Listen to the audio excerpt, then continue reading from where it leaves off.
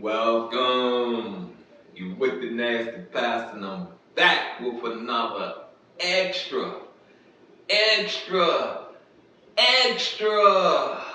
Look, man, it's a good one. You know what I mean? Look, I'm gonna be honest with you. All my extras good. So if you haven't seen them all, you got what I'm saying. Own them. Stop being stuck up. Own them. And I'm gonna toot my own boat. Your pastor ain't got nothing on me. Nothing on me. Believe what I tell you. Shoot. Anywho, today's extra, you got me? Today's extra is about life struggles. You get me? And I'm gonna take a moment to talk about this post, this video I saw yesterday about this woman. You got what I'm saying? It comes on, she got her little hoochie shorts on, you know what I mean? Cheeks just a jumping. You got what I'm saying? Just a jumping. And I give her, I give her kudos for being honest when she was approached. I give her kudos, and like she said, I really don't have time for nothing else but money. And dude still sitting there, well, you take my number and we get to know each other? And she's explaining to him, I really don't want to get to know nobody unless you're going to help me with some money. Now, you know how I saw this? Because, see, you're already advertising. You get what I'm saying? You're already advertising sex. Now, you've already said out your mouth, I don't want to talk about nothing unless it's about you giving me some money. Dude don't understand she a prostitute. See, she's in a struggle, and she really didn't care how she get what she got to get out her struggle. You understand what I'm saying? And most women don't. Most women don't, man. They'll go out here and you know what I mean, suck a homeless man penis that got herpes for some money. You get what I'm saying? And that's not always the key. Most men will go out here breaking their mama house. You get what I'm saying? Will take their grandmama TVs. You feel what I'm saying? Sell them.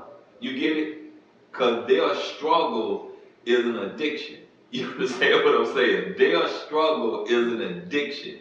See, that woman, she's probably out here trying to feed her babies. She's out here in a court case that she needs some money for by the time she go to court to get up out of it. That woman probably need to pay her rent. Now, it probably be, when you look at a ratio of numbers, you know what I mean? And I ain't going to go into 100%. I'm going to just go into 10%. You got what I'm saying? Out there 10%, which means out of 10 women you see, there are probably 2 women or 3 women that are just out there selling pussy, excuse my language, selling vagina, sucking penis for drugs. You understand what I'm saying? The rest of them, they got some serious stuff going on in their life. You got what I'm saying? They got babies to take care of. They got a goal that they're trying to reach at the end of the day to better their life.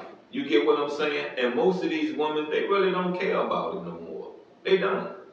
You get me? Because see, when you get the understanding of men, you get it? When you get the understanding of men, and just because you have men out here that is an exception to the knowledge you have of men, you still run across the same old men that you prove your facts about that they will never love you. You get what I'm saying? So yeah, I'm gonna sell you this vagina. You got what I'm saying? I don't want you to love me. Just keep bringing that money in and you can get this vagina. You understand what I'm saying? So if these women have never been showed anything, how can you ever sit there and try to tell them that they're really wrong? You get what I'm saying? You really can't tell them that they're really wrong. Because they have a way of looking at life that you have not traveled down yet. There are things that women have done to me that I sit back and I say, you know what I mean? I could judge all y'all off these women because it's not just one woman I'm basing my fact upon. I've dated many women. You get what I'm saying? White, black, Colombian, Dominican, What else that woman was? Colombian, Dominican. I never had an Asian. Um, what that thing around there is? What that woman around there is? She's an Arabic. Let's put it that way. She's somewhere in the Middle East. But I've had conversations and relations with all type of women. You know, all different cultures of women. You get what I'm saying? And no, I don't do that. I don't take one experience and make it the whole woman race, the whole woman gender. You get what I'm saying? So to each his own. You get what I'm saying? But I say this to you, you got what I'm saying? Don't let your struggle make you do things that you go against. You get it? Because see, we're in a time, we're in an age, we're in an era. You're gonna eat the things that you say you'll never do. There are people that are going to make you do the things you say you will never do. They're gonna show you that you're not an exception to saying you will never go in the street and hope. They will mess your life up to a point to see if that's gonna be your solution. Anyway, like I said, I'm back with another extra. You back also if you're viewing. And you know, you with the Nasty Pastor. And the title of today's extra, you know, it comes from the back of this book, and it comes from a topic of life struggles. And the title is Treasure in a Pumpkin. As a young mother, I was determined to document my daughter's first year of life. Each month, I took photos of her to illustrate how she had changed and grown. In one of my favorite pictures, she is gleefully sitting in the belly of a hollowed-out pumpkin I purchased from a local farmer. There she sat, the delight of my heart, contained in an overgrown squash. The pumpkin withered in the ensuing weeks, but my daughter continued to grow and thrive. The way Paul describes nothing, the truth of who Jesus is reminds me of that photo. He likens the knowledge of Christ in our heart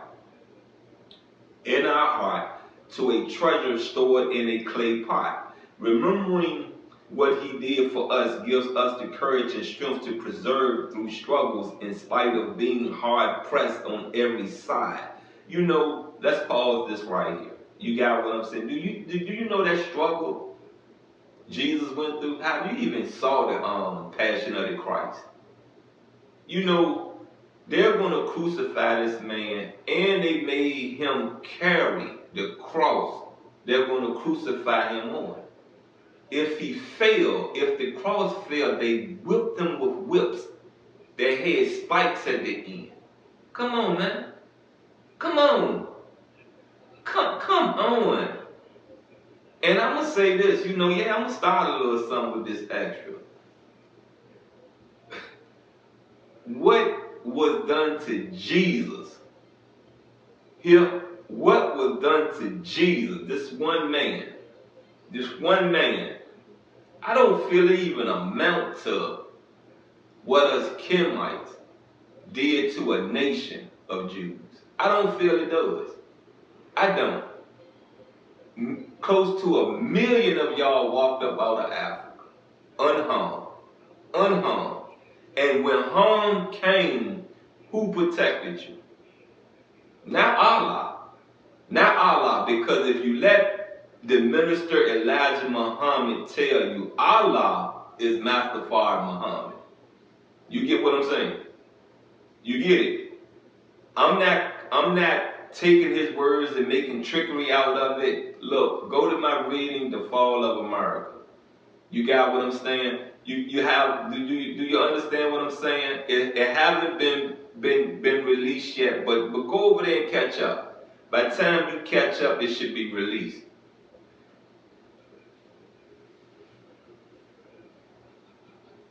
Because of God's power in our lives, when we're struck down but not destroyed, we reveal the life of Jesus. Now you get that part? That's what your struggle is supposed to make you. I'm going to read it for you again.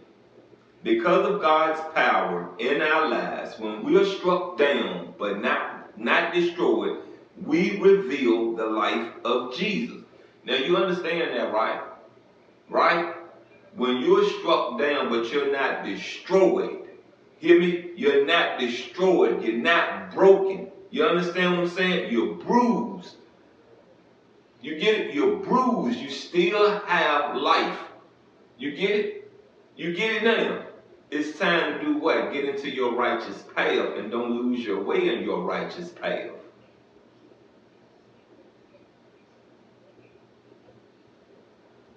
Like the pumpkin that withered, we may feel the wear and tear of our trials, but the joy of Jesus in us can continue to grow in spite of those challenges. Our knowledge of Him, His power at work in our lives, is the treasure stored in our frail clay bodies. We can flourish in the face of hardship because of His power at work within us. There's been a good extra right here. You got what I'm saying? That's the end of this extra, but it you know, that as far as the reading go. But this been a good one, you know what I mean? Because I'm gonna tell you like this, you know, I don't know if I would have never got in trouble, I don't know how far I would have went into trying to figure who I am. You understand what I'm saying? Knowing thyself, I don't know. I don't know. I was reading outside. You got what I'm saying? Outside them prisons, outside them jails, I was reading. I had all the knowledge in front of me to, you know, to do this. I was asking questions. You feel what I'm saying? When I was out in these streets, I was wearing the African culture. You know, you got what I'm saying? But it was a time that I put it down and I took it off because I said, oh Lord, you out here selling drugs, but you trying to walk around like you so righteous. Come on, you look the idiot. How are you gonna sit here and do something wrong, but sit up under righteousness? You know, to look righteous. Nah, take that mess off. You know what I mean? Do your ancestors better than that. Better than that. And you know, when you think about it, you know what I mean, most people that go into these prisons and these jails, that's where they find Allah or Jesus. Honestly speaking, that's where they find Allah or Jesus. For real, for real.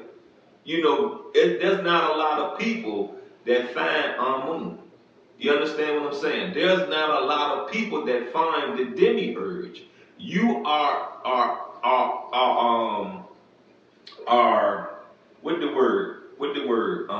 introduced to Jesus before you are introduced to the demiurge. You are introduced to Allah before you are introduced to the demiurge. You get what I'm saying? Me, I was introduced to Satan first. Then I was introduced to Jesus. Then I realized, you got what I'm saying, as I'm reading the Old Testament, Jesus ain't in the Old Testament. Then I realized, okay, this is where I need to start at. This is where this makes sense. Okay, let's roll. Then some other things made sense. Then some other things led me here, led me there. And I'm going to tell you like this, you know what I mean? My life been a struggle. My life been a roller coaster. I ain't giving up. I ain't giving up for nothing. And when I made my mind up to leave these streets, I'm going to leave them. You got what I'm saying? I'm not going to sit here and be a hypocrite to whom I pray to, because whom I pray to blesses me every day with the first blessing I receive, and that's to wake up, to come about, to wake up and have another 24 to get it. Whatever I'm out here to get, whatever I feel I need in my day, to get up and go get it. I can speak, talk, listen, smell, walk. Look, I don't look better than I was yesterday.